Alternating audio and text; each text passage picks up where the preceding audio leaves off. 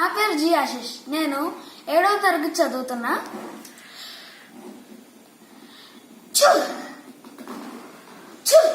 Excuse me, sorry friends.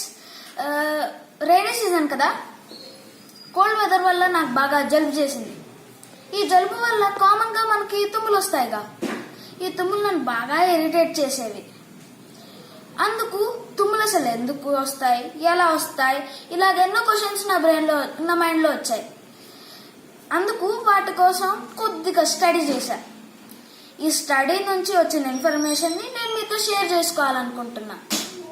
నేను చదివిన దాన్ని బట్టి మన నోస్ కి ఒక నర్వ్ బండిల్ కనెక్ట్ అయి ఉంటుందంట. దాని పేరు ట్రైజెమినల్ నర్వ్. ఇప్పుడు గాల్లోని డస్ట్, స్మోక్, జర్మ్స్ అవన్నీ కలిసి ఉంటాయి కదా.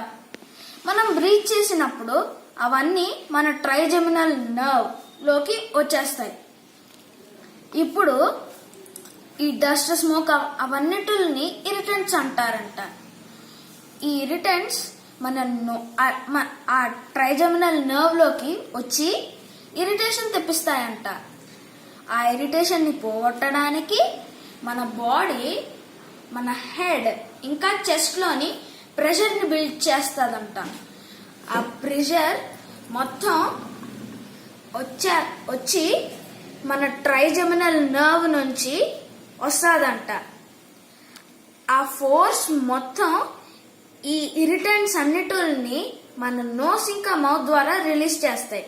అప్పుడు రిలీఫ్ వస్తుంది కదా, దాన్నే స్నీజింగ్ అంటే ఈ ప్రాసెస్ నే స్నీజింగ్ అంటారు.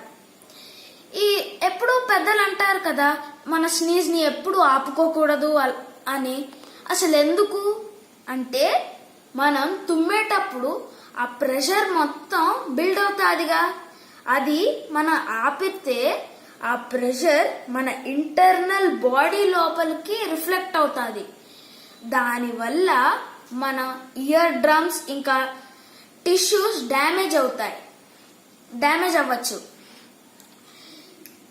అందుకు ఈసారి నుంచి తుమ్ముని ఆపుకోకండి, హ్యాపీగా తుమ్మేయండి.